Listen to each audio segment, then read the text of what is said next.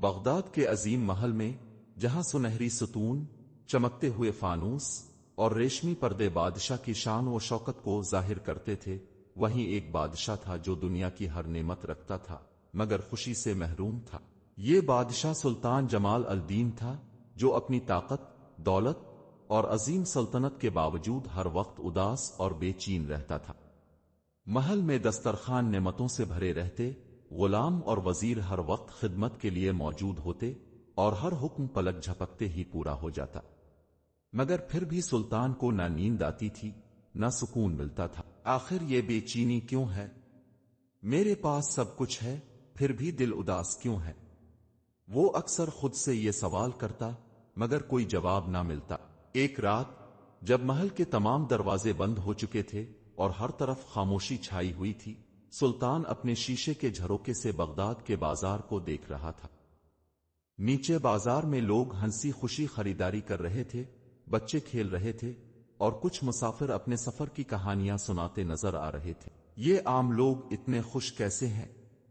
ان کے پاس نہ محل ہیں، نہ خزانے، نہ خادم، مگر پھر بھی ان کے چہروں پر خوشی ہے۔ سلطان نے حیرت سے سوچا۔ اسی وقت ایک بوڑھا خادم جو برسوں سے بادشاہ کی خدمت میں تھا، محل کے دروازے پر آیا۔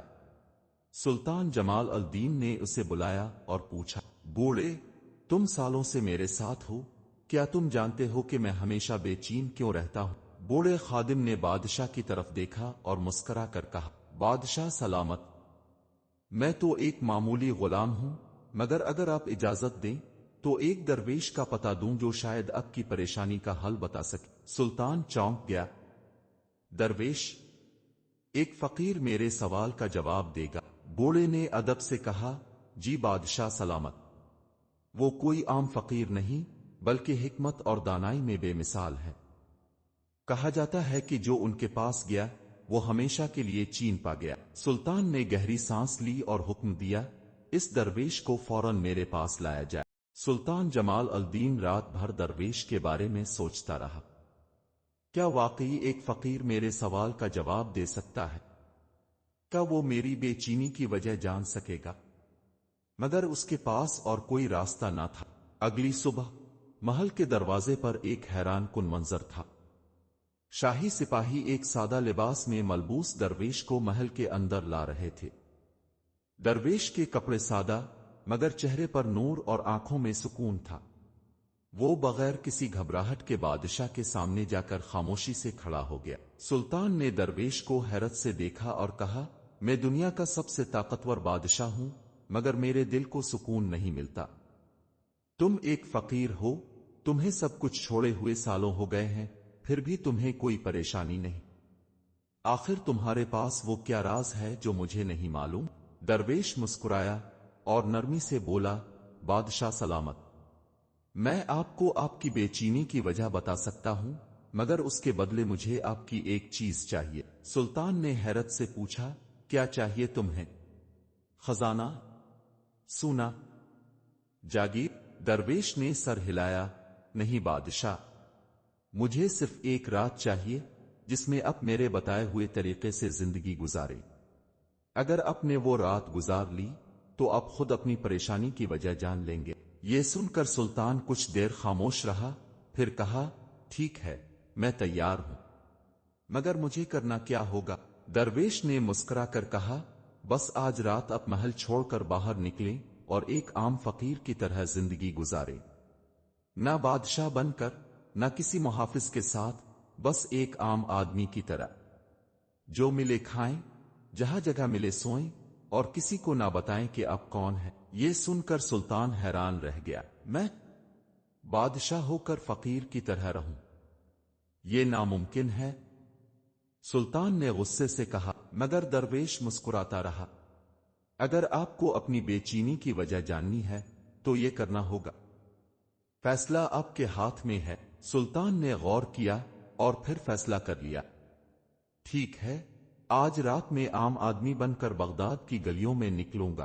رات کا وقت آیا اور بغداد کی گلیاں خاموش ہونے لگیں۔ محل کے اندر سلطان جمال الدین اپنے تخت پر بیٹھا سوچ رہا تھا، کیا میں واقعی یہ کر سکتا ہوں؟ کیا میں جو زندگی بھر محل کی عیش و آرام میں پلا بڑا ہوں، ایک رات بغیر کسی شان و شوکت کے گزار سکتا ہوں؟ مگر اس کے دل میں بے چینی تھی، وہ ہر صورت اس سوال کا جواب چاہتا تھا جو اسے سالوں سے پریشان کر رہا تھا۔ بالآخر اس نے اپنا شاہی لباس اتار دیا، قیمتی تاج، انگوٹھیاں اور سنہری لباس محل میں چھوڑ دیا۔ اب وہ ایک عام آدمی کی طرح سادہ کپڑوں میں تھا، بغیر کسی محافظ، بغیر کسی اعلان کے، صرف ایک عام انسان بن کر بغداد کی گلیوں میں نکلنے کے لیے تیار تھا۔ رات کے سائے میں وہ محل کے پچھلے دروازے سے نکلا۔ جیسے ہی اس نے محل کی حدود کو چھوڑا تو اس کے دل میں ایک عجیب سا خوف آیا۔ یہ پہلی بار تھا کہ وہ بادشاہ ہونے کے بغیر عام لوگوں کے بیچ کھڑا تھا۔ بغداد کی گلیاں رات کو سنسان تھیں، مگر کچھ جگہوں پر چراغ جل رہے تھے، لوگ مختلف جگہوں پر بیٹھے باتیں کر رہے تھے۔ سلطان نے پہلی بار غور کیا کہ یہی شہر جس پر وہ حکومت کرتا ہے، اس کے لوگ کس حال میں ہیں۔ چلتے چلتے وہ ایک بازار کے قریب پہنچا جہاں ایک نان بائی کی دکان ابھی تک کھلی تھی۔ روٹیوں کی خوشبو فضا میں پھیلی ہوئی تھی اور چند غریب لوگ دکان کے باہر بیٹھے کھانے کے انتظار میں تھے۔ سلطان بھی ان کے درمیان جا کر بیٹھ گیا۔ نان بائی نے ایک جھلک اس کی طرف دیکھا اور بولا، بھائی تم نئے لگ رہے ہو، یہاں کے نہیں ہو کیا؟ سلطان نے پہلا جھوٹ بولا، ہاں میں مسافر ہوں، سفر کے دوران بھوک لگی، سوچا کچھ کھانے کو مل جائے۔ نان بائی نے غور سے اس کے چہرے کو دیکھا مگر کچھ نہ کہا۔ یہ لو ایک روٹی، مگر قیمت دینی ہوگی۔ سلطان کے پاس نہ سونا تھا، نہ درہم و دینار۔ وہ ہمیشہ ایک حکم دیتا اور ہر چیز اس کے قدموں میں حاضر ہو جاتی، مگر آج وہ ایک عام فقیر کی طرح تھا جس کے پاس کھانے کے لیے پیسے بھی نہیں تھے۔ میرے پاس قیمت دینے کو کچھ نہیں، سلطان نے آہستہ سے کہا۔ نان بائی ہنسا، تو پھر روٹی بھی نہیں ملے گی، یہاں سب کو اپنے پیسے دینے پڑتے ہیں۔ یہ سن کر سلطان کو جھٹکا لگا۔ کیا دنیا ایسی ہے جہاں بغیر قیمت کے کچھ بھی نہیں ملتا؟ وہ خالی ہاتھ وہاں سے اٹھا اور آگے بڑھا۔ بھوک کی شدت بڑھ رہی تھی مگر اس کے پاس کھانے کو کچھ بھی نہیں تھا۔ کچھ آگے جا کر اس نے ایک فقیر کو دیکھا جو ایک ٹوٹی ہوئی دیوار کے قریب بیٹھا روٹی کھا رہا تھا۔ فقیر نے جیسے ہی سلطان کی طرف دیکھا تو مسکرا کر بولا، بھائی تم بھوکے لگتے ہو، آؤ میرے ساتھ کھاؤ۔ یہ سن کر سلطان دنگ رہ گیا۔ جس کے پاس کچھ نہیں تھا وہ کھانے میں شریک کرنے کو تیار تھا، اور جو مالدار تھا وہ قیمت مانگ رہا تھا۔ سلطان نے وہ روٹی لی اور پہلی بار ایک فقیر کے ساتھ بیٹھ کر زمین پر کھانے کا نوالا لیا۔ یہ وہی دنیا ہے جس پر میں حکومت کرتا ہوں۔ کیا میں نے کبھی اپنے لوگوں کے ساتھ زمین پر بیٹھ کر کھانے کی کوشش کی؟ سلطان نے خود سے سوال کیا۔ سلطان جمال الدین کے لیے یہ رات عجیب تھی۔ ایک بادشاہ جس نے کبھی زمین پر نوالا نہیں رکھا تھا، آج ایک فقیر کے ساتھ بیٹھا کھا رہا تھا۔ ہر نوالا جیسے اس کے دل پر ایک نئی حقیقت آشکار کر رہا تھا۔ فقیر جو خود بھی ایک غریب آدمی تھا، سلطان کی طرف دیکھ کر مسکرایا، مسافر بھائی تمہیں لگتا ہے کہ دنیا میں سب کچھ دولت سے خریدا جا سکتا ہے؟ سلطان جو اب تک اپنی شناخت چھپائے ہوئے تھا، خاموشی سے فقیر کی بات سن رہا تھا۔ یہ سوال جیسے اس کے دل میں اتر گیا ہو۔ میں نے آج پہلی بار دیکھا کہ ایک نان بائی نے مجھ سے روٹی کے پیسے مانگے اور ایک فقیر نے بلا قیمت مجھے اپنے کھانے میں شریک کر لیا۔ آخر ایسا کیوں؟ سلطان نے دل ہی دل میں سوچا، یہ دنیا ہے میرے بھائی۔ فقیر نے جیسے اس کے دل کی بات سن لی ہو۔ یہاں جو کچھ بھی تمہارے پاس ہے وہ ایک امتحان ہے۔ دولت ہے تو اس کا امتحان ہے، غربت ہے تو اس کا امتحان ہے۔ اصل بات یہ ہے کہ تم ان دونوں میں سے کس کو اپنے لیے کامیابی کا ذریعہ بناتے ہو۔ سلطان نے گہری سانس لی۔ یہ پہلا سبق تھا جو اس نے آج سیکھا تھا۔ تم کہاں رہتے ہو؟ سلطان نے فقیر سے پوچھا۔ یہی کہیں سڑک کے کنارے جہاں رات ہو جائے۔ فقیر نے ہنستے ہوئے کہا۔ تم کہاں سے آئے ہو اور کہاں جا رہے ہو؟ یہ سوال سن کر سلطان نے کچھ دیر خاموشی اختیار کی، پھر بولا، میں ایک ایسے شخص کی تلاش میں نکلا ہوں جو مجھے میری بے چینی کی وجہ بتا سکے۔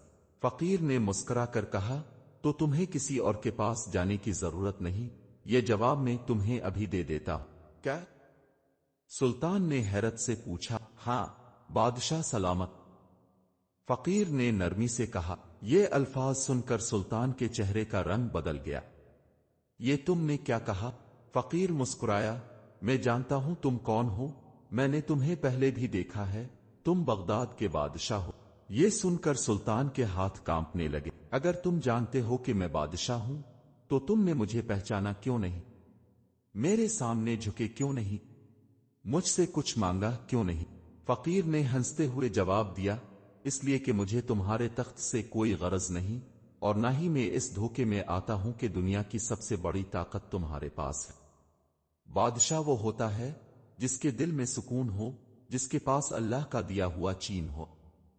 تمہارے پاس سب کچھ ہے، مگر تم بادشاہ ہو کر بھی فقیر ہو، اور میں فقیر ہو کر بھی بادشاہ ہوں۔ یہ الفاظ سلطان کے دل میں تیر کی طرح لگے۔ میں فقیر ہو کر بھی بادشاہ ہوں۔ سلطان جمال الدین کے دل میں ایک عجیب سی کشمکش تھی۔ کیا واقعی وہ بادشاہ ہو کر بھی فقیر تھا، اور یہ فقیر ہو کر بھی بادشاہ؟ یہ جملہ اس کے ذہن میں بار بار گونج رہا تھا۔ یہ کیسے ممکن ہے؟ میرے پاس ایک عظیم سلطنت ہے، بے شمار خزانے، شاہی محل، طاقتور فوج، اور تمہارے پاس کچھ بھی نہیں۔ سلطان نے فقیر کو حیرت سے دیکھتے ہوئے کہا۔ فقیر نے سکون سے مسکراتے ہوئے کہا، بادشاہ سلامت، آپ کے پاس سب کچھ ہے، مگر آپ کو ایک لمحے کا سکون نصیب نہیں، اور میرے پاس دنیا کی کوئی دولت نہیں، مگر میں ہر رات زمین پر سر رکھ کر سوتا ہوں اور میرا دل بالکل ہلکا ہوتا ہے۔ اب بتائیں اصل بادشاہ کون ہوا؟ سلطان کے پاس اس سوال کا کوئی جواب نہ تھا۔ وہ پہلی بار سوچ رہا تھا کہ طاقت، دولت اور شان و شوکت انسان کو بادشاہ نہیں بناتی، بلکہ اصل بادشاہی وہ ہوتی ہے جس میں دل کو سکون ملے۔ رات گہری ہوتی جا رہی تھی، ٹھنڈی ہوا بغداد کی گلیوں میں بہہ رہی تھی، اور آسمان پر ستارے جھلملا رہے تھے۔ سلطان نے محسوس کیا کہ یہ پہلی رات ہے جب وہ محل کے قید خانے سے آزاد ہوا ہے، مگر اس آزادی کے ساتھ ایک بے چینی بھی ہے۔ تم نے یہ سادگی کیوں چنی؟ تم بھی تو میرے دربار میں جا سکتے تھے، وہاں عزت حاصل کر سکتے تھے، میرے وزیر بن سکتے تھے۔ سلطان نے سوال کیا۔ فقیر نے مسکراتے ہوئے کہا، بادشاہ سلامت، اگر عزت محلوں میں رہنے سے ملتی تو آج آپ کو سکون کی تلاش میں یوں گلیوں میں بھٹکنا نہ پڑتا۔ میں نے جان لیا تھا کہ جو چیز انسان کو بے چین کرے وہ کسی کام کی نہیں، اور مجھے دولت اور محل ہمیشہ بے چین رکھتے تھے، اسی لیے میں نے انہیں چھوڑ دیا۔ سلطان نے گہری سانس لی۔ کیا میرا سکون اسی میں ہے کہ میں سب کچھ چھوڑ دوں؟ فقیر نے نفی میں سر ہلایا۔ نہیں بادشاہ، اصل سکون یہ نہیں کہ سب کچھ چھوڑ دو، بلکہ اصل سکون یہ ہے کہ جو تمہارے پاس ہے اس کا صحیح حق ادا کرو۔ تمہیں بادشاہ بنایا گیا ہے، مگر تم نے کبھی اپنی رعایا کا حال جاننے کی کوشش نہیں کی۔ تم نے کبھی غریبوں کے ساتھ ایک وقت کا کھانا نہیں کھایا۔ تمہاری بے چینی کی اصل وجہ یہی ہے کہ تم نے اپنی ذمہ داری کو صرف طاقت اور شان و شوکت سمجھا، مگر کبھی اس کا صحیح استعمال نہیں کیا۔ یہ الفاظ سلطان کے دل میں گہرے نقش چھوڑ رہے تھے۔ کیا واقعی وہ اپنی ذمہ داری کو بھول چکا تھا؟ رات اپنی آخری سانسیں لے رہی تھی، اور بغداد کی فضا میں صبح کی روشنی پھیلنے لگی تھی۔ سلطان جمال الدین ایک ٹوٹی ہوئی دیوار کے سائے میں بیٹھا تھا، جہاں رات اس نے فقیر کے ساتھ گزاری تھی۔